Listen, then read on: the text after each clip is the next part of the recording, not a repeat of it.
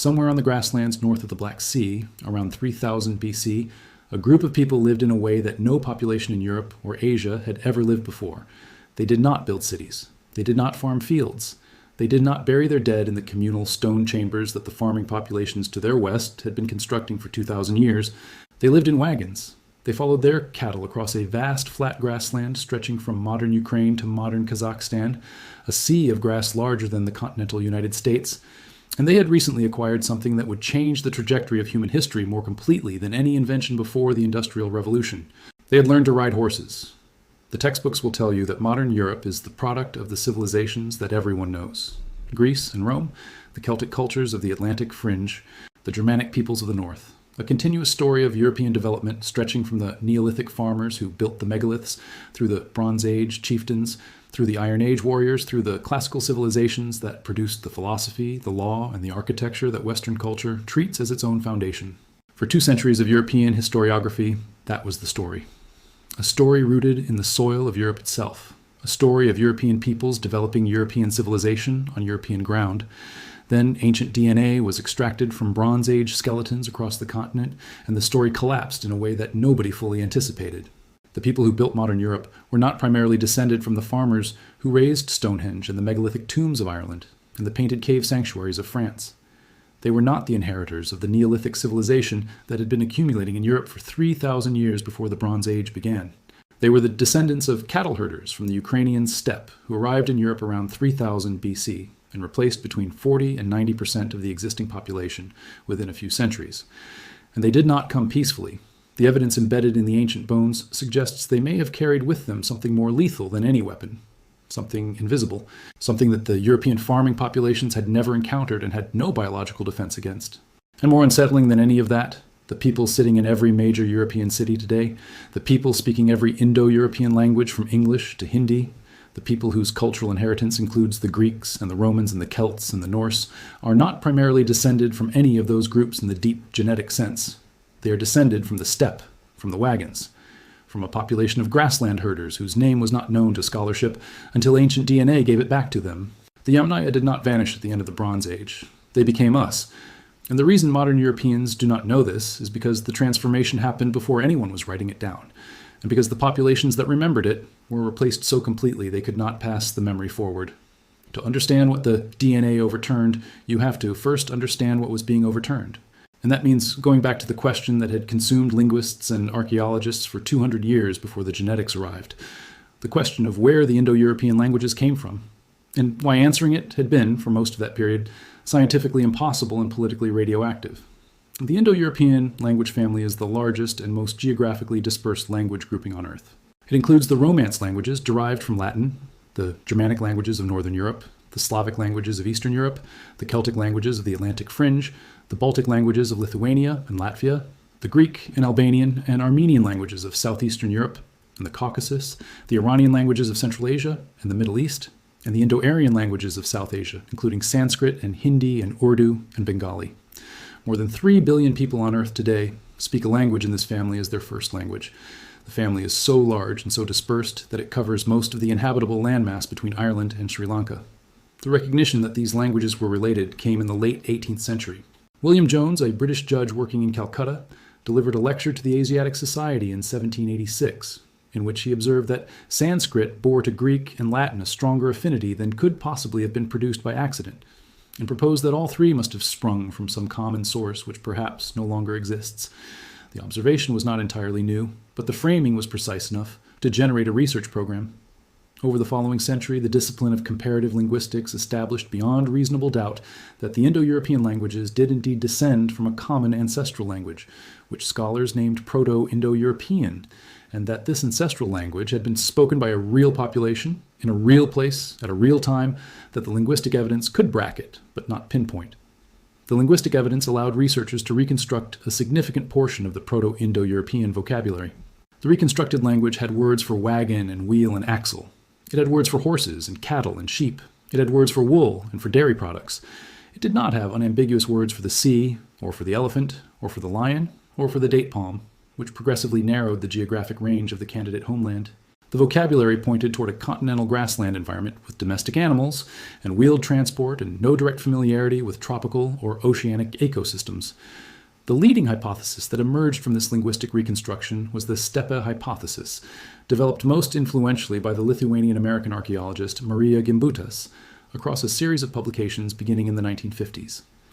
Gimbutas argued that the Proto-Indo-European homeland was the Pontic-Caspian steppe, the grassland region stretching from modern Ukraine to Kazakhstan, and that the archaeological culture known as the Yamnaya, dating to roughly 3300 to 2600 BC, represented the most likely candidate for the Proto-Indo-European speaking population.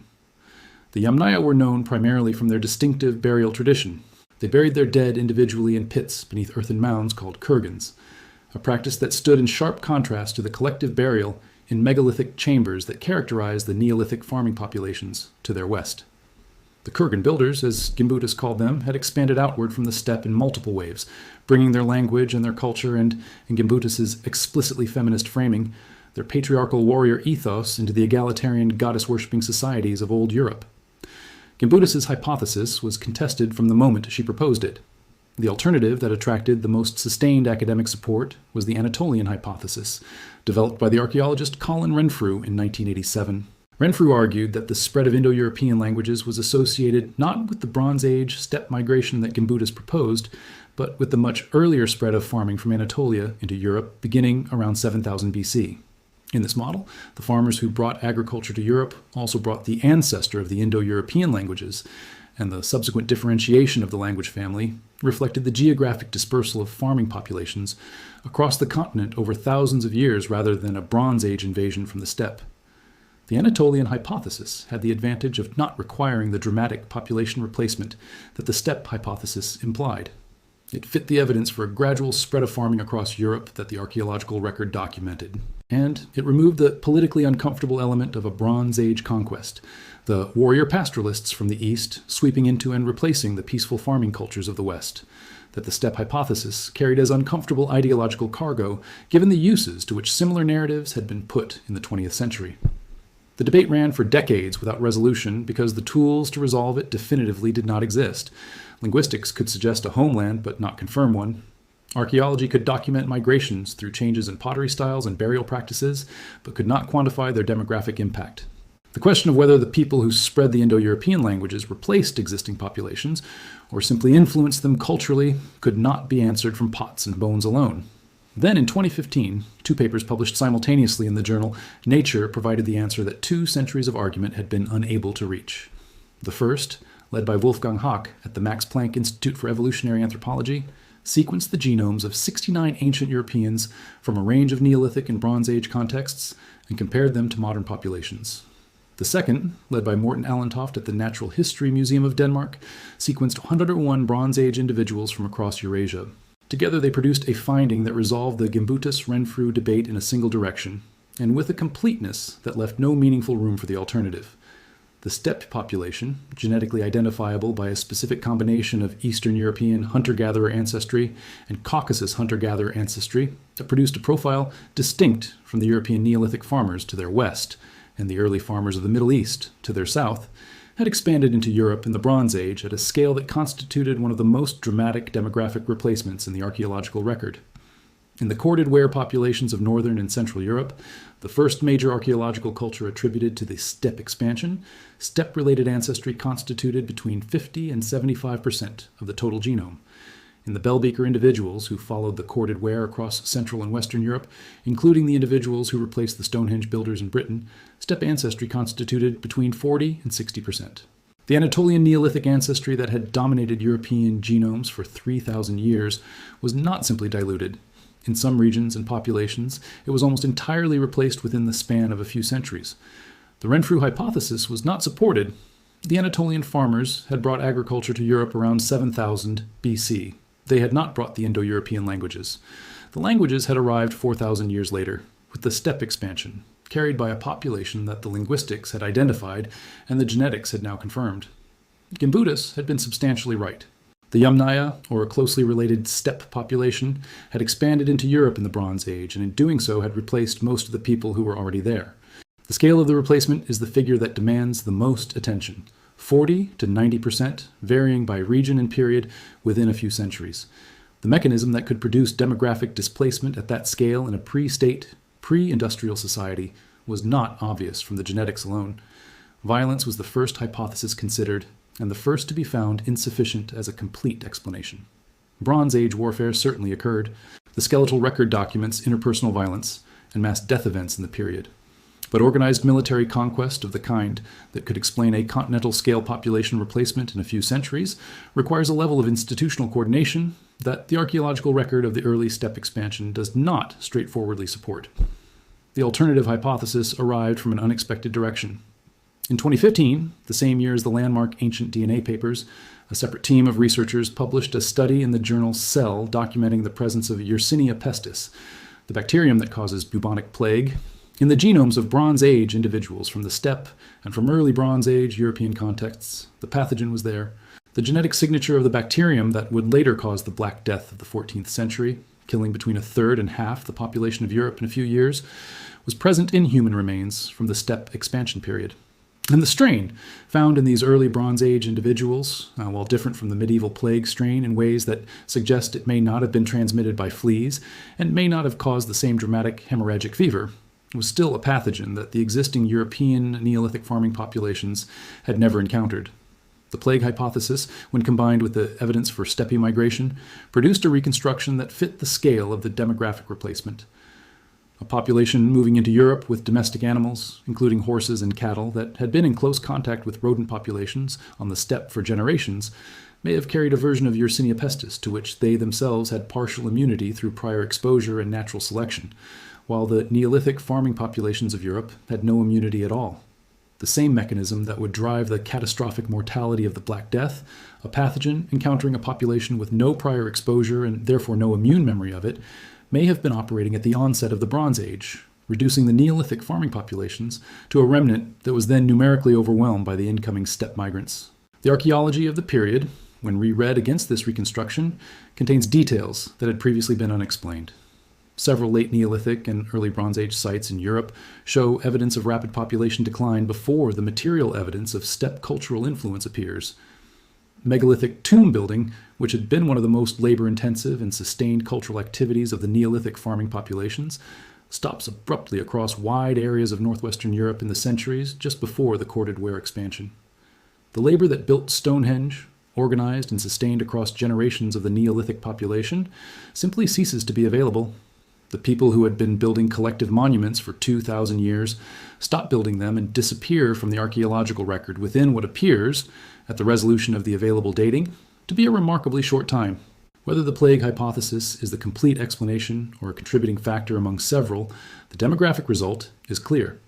The Neolithic farming population of Europe, the people who had been present on the continent for 3,000 years, who had cleared the forests and built the field systems and erected the standing stones, were replaced at a rate and scale that the normal processes of cultural diffusion and intermarriage cannot account for. Something catastrophic happened to them. The steppe populations moved into the space that catastrophe created, and what emerged from the mixing of the steppe migrants with the remnant Neolithic populations was the genetic foundation of the modern European population. The Yamnaya themselves require a closer examination because they were not, genetically, a primordial European population. They were themselves the product of a mixing event that had occurred on the steppe centuries before their westward expansion, and understanding what they were made of is essential to understanding why they were so demographically successful. The steppe ancestry that defines the Yamnaya is genetically a mixture of two main components. The first is Eastern European hunter-gatherer ancestry, the lineage of the mobile foraging populations who had inhabited the forest-steppe transition zones of Eastern Europe since the end of the last ice age. These were the people who had been in the region for thousands of years before farming arrived, living from hunting and fishing along the great river systems of the Dnieper and the Don and the Volga. The second is a component that researchers call Caucasus hunter-gatherer ancestry, a lineage associated with the populations of the Caucasus mountain region and the territories to its south and east.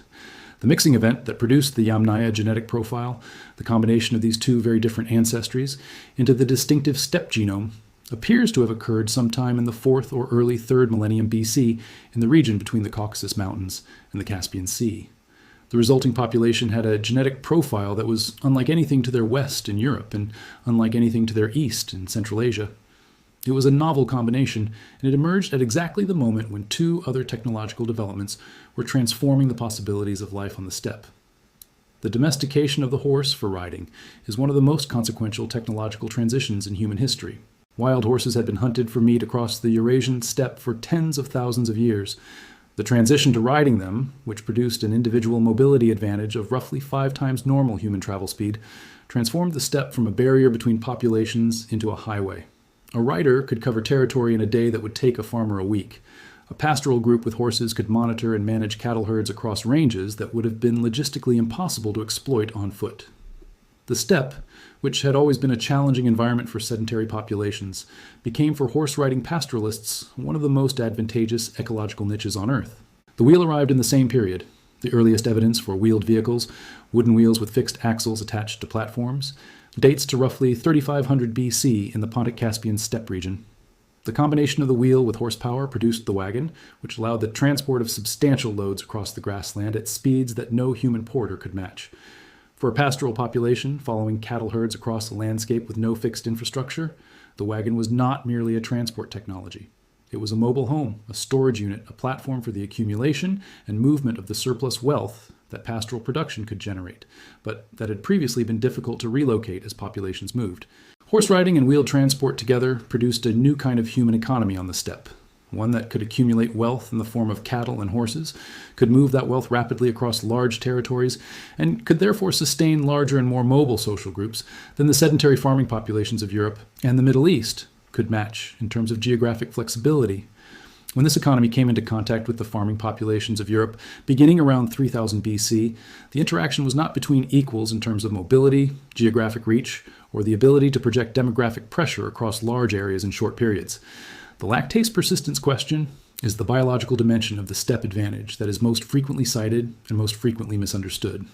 Lactase persistence is the ability to digest milk sugar into adulthood, a genetic trait that is controlled by variants near the LCT gene and that evolved independently in several human populations in response to the selection pressure of living in close association with dairy animals. In most mammals, including most humans, the ability to produce lactase, the enzyme that breaks down lactose, diminishes after weaning. Adults who consume significant quantities of milk experience digestive distress. In populations that have been dependent on dairy animals for many generations, variants that maintain lactase production into adulthood confer a nutritional advantage, significant enough to be strongly favored by natural selection. The distribution of lactase persistence in modern European populations is not uniform. It is highest in the populations of northwestern Europe, reaching above 80% in Ireland, Britain, Scandinavia, and the Netherlands, and lower in the Mediterranean populations of southern Europe, where dairying was practiced differently and the selection pressure for adult milk digestion was less intense. The geographic distribution of high lactase persistence in Europe correlates closely with the geographic distribution of the highest levels of steppe ancestry. The populations that carry the most Yamnaya-derived ancestry are also the populations that are most lactase persistent. The correlation suggests that the steppe expansion brought with it not just the genetic ancestry, but the selection environment, a heavy dependence on cattle milk as a dietary staple that drove the subsequent spread of lactase persistence variants in the populations descended from the steppe migrants. This is a case of cultural practice and genetic selection operating together across thousands of years to produce a biological trait that modern people experience as simply normal. The Irish person who drinks milk without difficulty is expressing a genetic adaptation that was shaped by the cattle herding economy of their Yamnaya ancestors on the Ukrainian steppe 5,000 years ago. The evolutionary pressure that produced that adaptation was cultural before it was genetic. The people chose the cattle shaped the people. And the biological result is walking through a supermarket in Dublin, reaching for a pint of milk and feeling nothing unusual. The Indo-European language is the cultural dimension of the steppe expansion that most directly connects the Bronze Age migration to the modern world. The 3 billion people who speak an Indo-European language today are speaking, in a sense that is linguistically precise and not merely metaphorical, a descendant of the language spoken by the Yamnaya on the Pontic-Caspian steppe 5,000 years ago. The mechanisms by which Proto-Indo-European diversified into the hundreds of daughter languages and dialects that now constitute the family are complex, involving both the geographic dispersal of the original migrating populations and the subsequent interactions between those populations and the remnant Neolithic groups whose languages were eventually replaced. but the root of every Indo-European language in the world. The common ancestor that Jones identified in 1786, and that 2 centuries of comparative linguistics have mapped in increasing detail, was spoken by a population whose genetic signature is the dominant ancestry component in every population that speaks one of its descendants. The specific fit between the steppe ancestry distribution and the Indo-European language distribution is one of the most powerful confirmations of the steppe hypothesis that the genetics produced. With the exception of populations that acquired Indo-European languages through documented historical processes of cultural contact without genetic replacement, the correlation between steppe ancestry and Indo-European language use is strong enough to constitute independent evidence for the language with genes model. The Basques, who speak the only non-Indo-European language native to Western Europe that survived the steppe expansion, carry notably lower levels of steppe ancestry than their Spanish and French neighbors. Their language survived because their population, sheltered in the mountains of the Pyrenees, maintained enough of its pre-steppe genetic composition to preserve the cultural continuity that the language required. The linguistic exception tracks the genetic exception. The impact of the steppe expansion on the Bronze Age civilizations of the Mediterranean presents the most culturally significant dimension of the story. The populations of the Aegean and the Eastern Mediterranean in the Bronze Age, the Minoans of Crete, the Mycenaeans of mainland Greece, the populations of Bronze Age Anatolia and the Levant were not simply left untouched by the steppe expansion that was reshaping northern and central Europe. The Mycenaeans, who are in the direct genetic and cultural ancestry of the historical Greeks, carry steppe ancestry at levels intermediate between the high steppe populations of northern Europe and the low steppe populations of the ancient Near East. They were themselves partly the product of an earlier steppe expansion into the Balkans and the Aegean that preceded the main northwestern European corded ware expansion.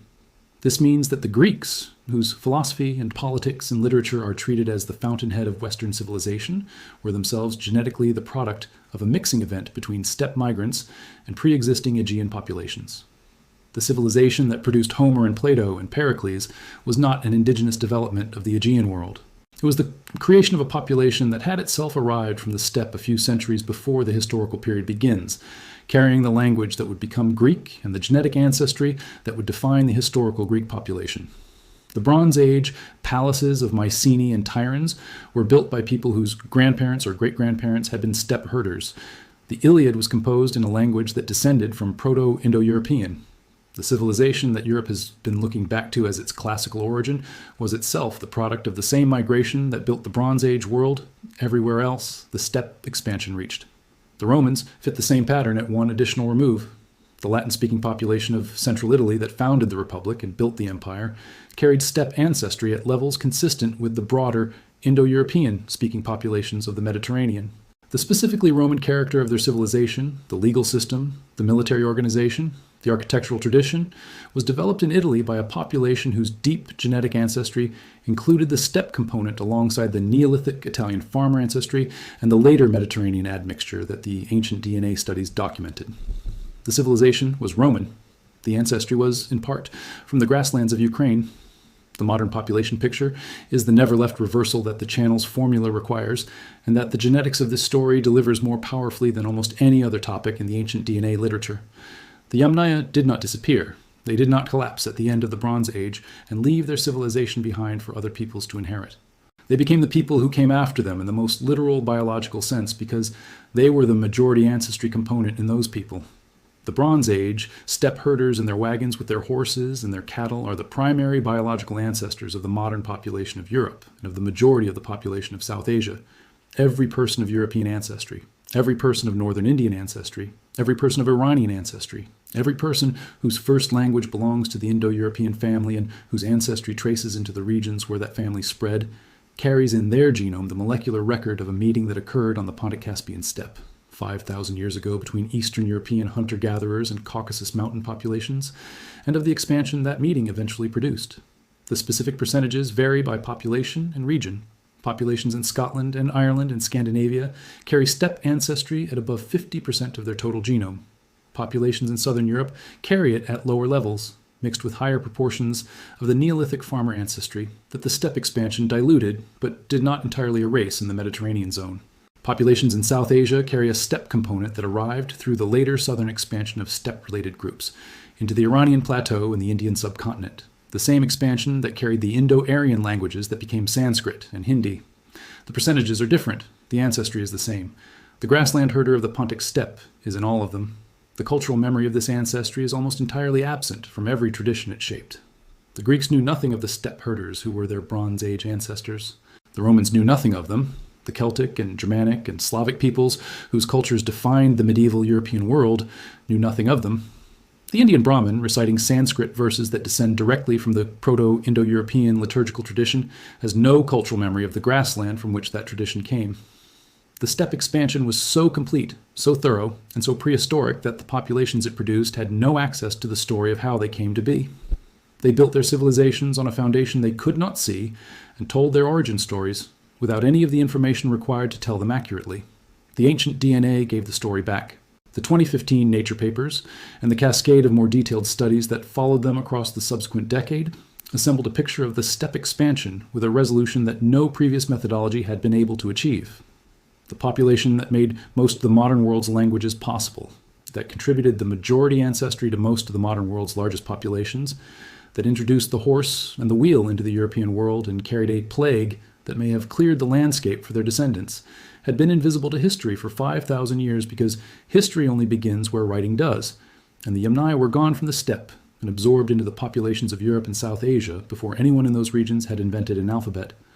The Basques are the clearest surviving window into what the pre-steppe world looked like. Their language is unrelated to any Indo-European language on Earth. Their genetic profile, while not identical to the Neolithic farmers who preceded the steppe expansion everywhere else in Europe, preserves a notably higher proportion of pre-steppe Neolithic ancestry than any neighboring population. They are the genetic and linguistic remnant of the world that existed in Europe before the wagons came over the horizon. Every other population in Europe is, in the genetic sense, partly the product of those wagons having arrived. The archaeological signature of the Yamnaya world, the Kurgan mounds that Gimbutas named her hypothesis after, are still visible across the steppe from Ukraine to Kazakhstan. Thousands of earthen burial mounds rising from the flat grassland, each one containing an individual buried in a pit with their grave goods, their cattle, sometimes their wagon. The collective burial chambers of the Neolithic world, the shared tombs where communities accumulated their dead across generations, were replaced by the individual mound, a person buried alone under their own earth. A statement about the relationship between individual identity and the afterlife that is different in kind from the collective Neolithic burial tradition that preceded it, and that resonates, in ways that are probably not coincidental, with the emphasis on individual heroic identity that runs through the oldest Indo-European literary traditions, from the Iliad to the Rig Veda. The Kurgan on the Ukrainian steppe and the Homeric hero buried with his weapons and his horses are separated by 2,000 years and 1,000 miles. They are connected by an unbroken line of cultural inheritance running through the population that built both of them. The Bronze Age chieftain buried under his earthen mound is the ancestor, genetic and cultural, of the epic hero buried with honor in the poetry that his descendants composed. The steppe is in the poem. The grassland is in the language. The cattle herder is in the European. Return to the grassland. 3000 BC, the wagons moving west across the edge of the world, the horses carrying riders faster than any human being had ever traveled before. Inside those riders, a genome assembled from the mixing of hunter-gatherers and mountain peoples into something new, something that had a language and a pastoral economy and a relationship with animals that no farming population to the west had developed over 3,000 years of agricultural civilization. They did not know they were about to inherit Europe. They did not know that the populations they were moving toward were in the process of collapsing under a pathogen that their cattle may have been carrying. They did not know that their language was going to be spoken by 3 billion people 5,000 years later. They were following their cattle the way their parents had, and their parents' parents, across a grassland that had no visible edge. The textbooks gave that grassland to other people. They gave the origin of European civilization to the Greeks, to the Romans, to the Celts, to the Bronze Age farmers who built the megaliths. They constructed a story of European cultural development that began in the soil of Europe and grew outward from there. The DNA says the roots go deeper and further east than that story had room for. The civilization that built the modern world was assembled from pieces that came from places the people assembling it had no knowledge of. The Greek philosopher and the Irish farmer and the Sanskrit scholar and the Norwegian skald were all, in their different ways, inheriting a grassland they had never seen, speaking a language whose origin they could not trace, carrying in their cells the molecular record of a migration that happened before their world began. The Yamnaya are not a vanished people. They are not a lost civilization. They are not a mystery from a world before history. They are the dominant ancestry of most of the people reading these words and hearing this voice right now. They are in the genome of the person watching this video. They are in the language that video is being spoken in. They are in the legal tradition that the society producing this video operates within, descended through Rome from the Indo-European legal concepts that the steppe expansion seeded across the ancient world. The steppe herders came over the horizon 5,000 years ago and they never left. They became the population. They became the language. They became the civilization. And the world that emerged from their expansion, the world of Indo-European languages and Bronze Age chieftains and classical civilizations and medieval kingdoms and modern nation-states, has been telling its origin story without them in it for the entirety of recorded history. The ancient DNA put them back in. The bones knew who made the modern world. It just took this long for anyone to ask them.